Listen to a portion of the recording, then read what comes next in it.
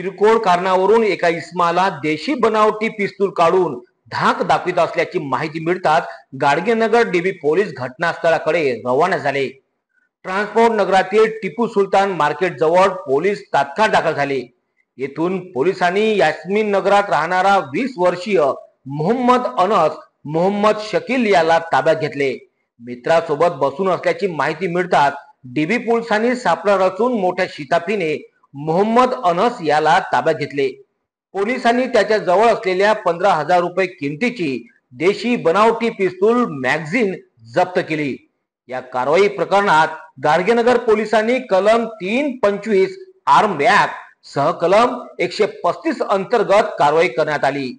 ही कारवाई पोलीस आयुक्त अरविंद चावरिया, पोलीस उपायुक्त गणेश शिंदे यांच्या आदेशाने सहाय्यक पोलीस आयुक्त अरुण पाटील यांच्या मार्गदर्शनात गाडगेनगर पोलीस निरीक्षक अतुल वर यांच्या नेतृत्वात दुय्यम पोलीस निरीक्षक विजया पंधरे, समाधान वाटोरे, डीबी पोलीस प्रमुख भारत वानखडे, सहाय्यक पोलीस उपनिरीक्षक जावेद अहमद, पोलीस कर्मचारी राजेश गुरवले, नंदकिशोर करोची, गुलरेज खान, महेश शर्मा, रुपेश हटकर, रेशमा खडसे, पवन यांनी केली।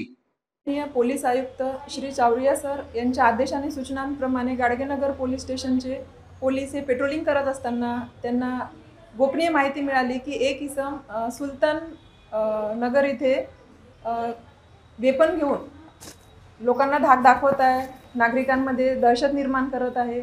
त्यामुळे पोलीस स्टेशन गाडगेनगरचे डीबी पथक हे तात्काळ घटनास्थळी पोहोचून त्या इस्माला ताब्यात घेतले। त्याचं नाव आहे मोहम्मद अनस मोहम्मद शकील। हा 20 वर्षाचा असून त्याच्याकडे किंमत अंदाजे 15,000 रुपयाचा एक देशी कट्टा मिळालेला आहे। देशी बनावटीची पिस्तूल आहे ती।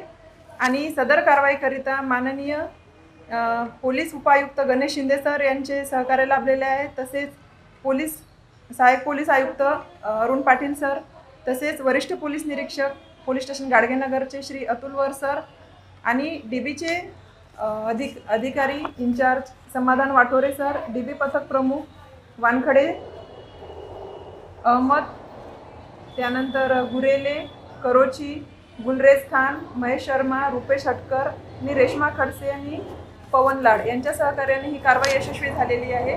या गुन्ह्याच्या तपासामध्ये सदरची देशी बनावटीची पिस्तल ही आरोपीने कुठून आणलेली आहे किंवा याच्या मागे कोणतं जाळं आहे का हे माहीत करून घेण्याकरिता पुढील तपास सुरू आहे।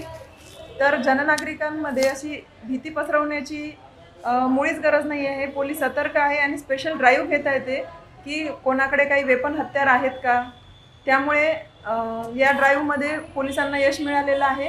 तरी नागरिकांना अशी विनंती आहे की ते कोणत्याही भीतीमध्ये न वावरता अशी कोणाकडे हत्याराची माहिती मिळाल्यास पोलीस स्टेशन गाडगेनगर किंवा मग 112 वर सुद्धा तुम्ही कॉल करून सदर गुन्ह्याबाबतची माहिती द्यावी। आपलं नाव गोपनीय ठेवण्यात येईल। धन्यवाद। जय हिंद।